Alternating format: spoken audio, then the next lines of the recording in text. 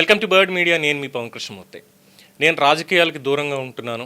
నేను రాజకీయాల నుంచి బయటకు వచ్చేసాను. నేను వ్యవసాయం చేసుకుంటాను అని ఏడాది క్రితం ప్రకటించినటువంటి విజయసాయిరెడ్డి గారు పూర్తిగా వైఎస్ఆర్సీపీ నుంచి బయటకు వచ్చేశారు.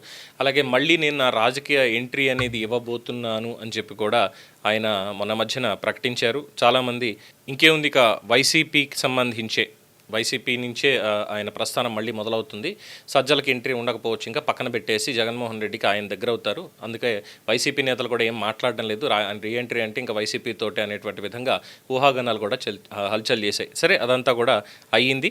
బట్ విజయసాయిరెడ్డి గారు తర్వాత చెప్పారు, నేను నా డిస్క్రిప్షన్కి అనుగుణంగా మాత్రమే నేను రాజకీయాల్లోకి పునరాగమనం చేస్తాను, నేనే ప్రకటిస్తాను, నా మనస్సాక్షిని అనుసరించి ఏ పార్టీలోకి వెళ్తాను ఏంటి అనేది. ఇంకా మాట్లాడితే ఒక కొత్త పార్టీ కూడా పెట్టేటువంటి అవకాశం ఉంది, మూడో ప్రత్యామ్నాయం అనేటువంటి మాట చాలా బలంగా వినిపిస్తోంది ఈ మధ్యకాలంలో. సో దానికి తగ్గట్టుగానే ఊహాగానాల భాగంగా ఆయన పార్టీ పెడతారా లేదా వైసీపీకి వెళ్తారా, లేదు బీజేపీలోకి వెళ్ళే అవకాశం ఉందా, ఇవన్నీ కూడా చాలామంది విశ్లేషించారు.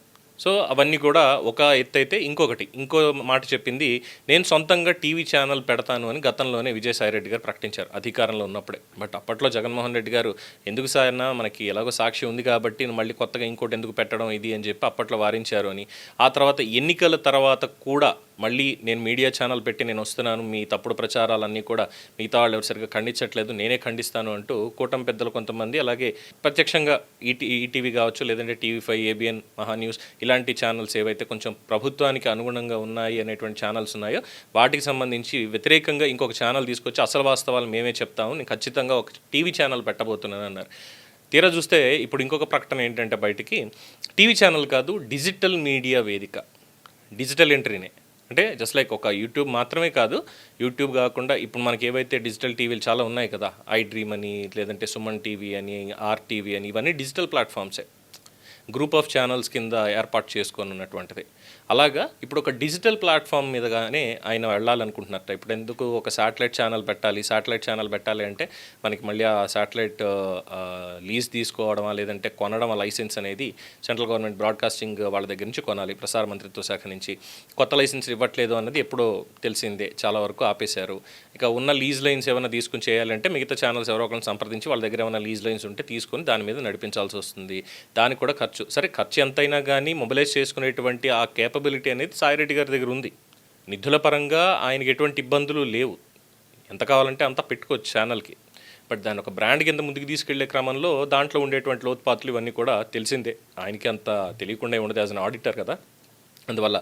అయితే ఇప్పుడు ఆయన తీసుకున్నటువంటి నిర్ణయం డిజిటల్ మీడియాలోనే వెళ్ళాలని, ఒక కంపెనీ ఫ్లోట్ చేసి డిజిటల్ మీడియా త్రూ వెళ్ళాలంటే మనకి ఇప్పుడు ఉన్నటువంటి సోషల్ మీడియా మాధ్యమాలు ఏవైతే ఉన్నాయో, ఫేస్బుక్, ఇన్స్టాగ్రామ్, ఎక్స్, ట్విట్టర్, ఇలాంటి వాటిల్లో ఎక్కువగా పబ్లిక్లోకి వెళ్తోంది కాబట్టి మనం ఆ విధంగానే వెళ్ళాలి అనేటువంటి ఒక ఆలోచనతోటి ఒక సీనియర్ మోస్ట్ జర్నలిస్ట్ని తన పార్ట్నర్గా ఒక కంపెనీని ఆల్రెడీ రిజిస్టర్ చేయించారు. రిక్రూట్మెంట్స్ ఇవన్నీ అయిన తర్వాత ఒక టూ వీక్స్లో, అంటే వచ్చే 2 వారాల్లో దానికి సంబంధించినటువంటి కార్యకలాపాలు ఇవన్నీ కూడా మొదలుపెట్టేటువంటి అవకాశం ఉంది అంటూ చెప్తున్నారు. ఒక బ్లూ ప్రింట్ అయితే కంప్లీట్గా ఆయన రెడీ చేసి పెట్టుకున్నారు దీనికి సంబంధించి అని. బట్ బయట చర్చ జరుగుతుంది ఏంటంటే, ఇంతకీ ఎవరా సీనియర్ మోస్ట్ జర్నలిస్టు? పేర్లు మాత్రం ఎవరు చెప్పలేకపోతున్నారు, ఊహాగానాలు కంప్లీట్గా. ఎవరి పేరు ఎవరు చెప్పట్లేదు. అంటే సాక్షి నుంచి తీసుకుంటారా, లేదంటే సీనియర్ మోస్ట్ జర్నలిస్ట్ అంటే ఏదో ఛానల్లోనో పత్రికలోనో పనిచేసి ఉండాలి. పత్రికలో పనిచేస్తున్న వాళ్ళకి మేబీ ఈ డిజిటల్ ప్లాట్ఫామ్ని పెట్టేంత, దాని మీద పెట్టే ఫోకస్ ఇదంతా మేబీ కొంచెం తక్కువ ఉండొచ్చు. సో అందుకని చెప్పి ఈ మీడియా రంగం మీదే ఎక్కువగా పట్టున్న ఒక సీనియర్ మోస్ట్ జర్నలిస్ట్ తోటి ఈ కంపెనీ పెట్టించారు అన్నటువంటిది ఒక వార్త వినిపిస్తోంది. అలాగే దీనికి సంబంధించి ఏం చేస్తారు ఏంటి అంటే, ఇప్పటిదాకా మనం చూస్తున్నటువంటిది ఒక పాడ్కాస్ట్, లేదంటే ఒక ఇంటర్వ్యూ, ఒక వార్త టెలికాస్ట్ చేయడం, ఇదంతా ఒక గ్రీన్ మ్యాట్ స్టూడియోలో కూర్చొని ఏదో చదువుతాం అయిపోతుంది.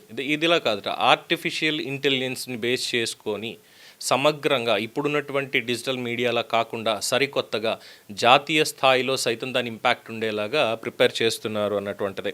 అలాగే ఇక్కడ కంప్లీట్గా ఒక శాటిలైట్ ఛానల్కి ఏమాత్రం తగ్గకుండా రిపోర్టర్స్ బేస్, గ్రౌండ్ లెవెల్ వార్తలు సేకరించడాలు, అక్కడికి వెళ్ళి ఇంటర్వ్యూలు చేయడాలు, రాజకీయ విశ్లేషణలు, డిబేట్లు అన్నీ సేమ్ యాజ్ అన్నీ అక్కడ ఏం జరుగుతాయి శాటిలైట్ ఛానల్స్లో ఇక్కడ కూడా అదే జరిగేటువంటి విధంగా ఇంకా అడ్వాన్స్డ్ టెక్నాలజీ తోటి దీన్ని ముందుకు తీసుకురాబోతున్నారు అనేది తెలుస్తున్నటువంటి అంశం. ఈ డిజిటల్ కంటెంట్ తోటి ఎవరిని టార్గెట్ చేస్తారు? సో ఆయనకి ఇప్పుడు శత్రువులు ఉన్నారు అంటే ఎవరు చెప్పలేనటువంటి పరిస్థితి.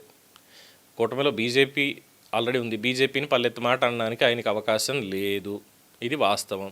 ఇంకా మిగతా పార్టీలు అంటారా, తెలుగుదేశం పార్టీనో లేదు అంటే వైఎస్ఆర్సీపీనో టార్గెట్ చేసుకుంటారంటే maybe there is a chance. But Telugu Desam పార్టీని టార్గెట్ చేయడానికో వైసీపీని టార్గెట్ చేయడానికో ఆయన దగ్గర 100% తెలుగుదేశం పార్టీని టార్గెట్ చేసే అవకాశాలు ఉన్నాయి because of his past history.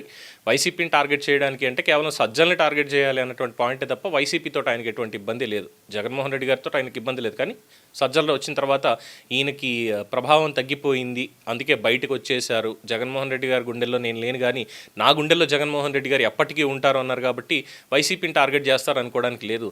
But కూటమి గవర్నమెంట్ని ఆంధ్రప్రదేశ్లో టార్గెట్ చేసేటువంటి అవకాశాలు చాలా బలంగా ఉంటాయి. ఇక తెలంగాణ మీద దృష్టి పెడతారంటే ఇక్కడ ఏపీ తెలంగాణ కాదు, నేషనల్ లెవెల్లో ఇంపాక్ట్ ఉండేలాగా దీన్ని తీర్చిదిద్దుతున్నాను అన్నటువంటి పాయింట్ వస్తుంది. కాబట్టి మరి ఏం చేస్తారు అనేది ఇంకొకటి.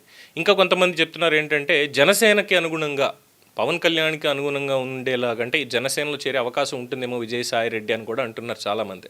ఇక్కడ కూడా ఇంకో చర్చ ఏంటంటే కూటమిని విడదీయడానికే ఈ విజయసాయి రెడ్డి ఇలాంటిది ఏమైనా చేస్తున్నారా, బీజేపీకి ఇబ్బంది లేకుండా ఇక్కడ కూటమిని విడదీయడానికి అన్నటువంటి ఆలోచన కూడా చాలామంది చేస్తున్నారు. అది ఒక రకంగా చెప్పాలంటే బేస్లెస్ ఎలిగేషన్.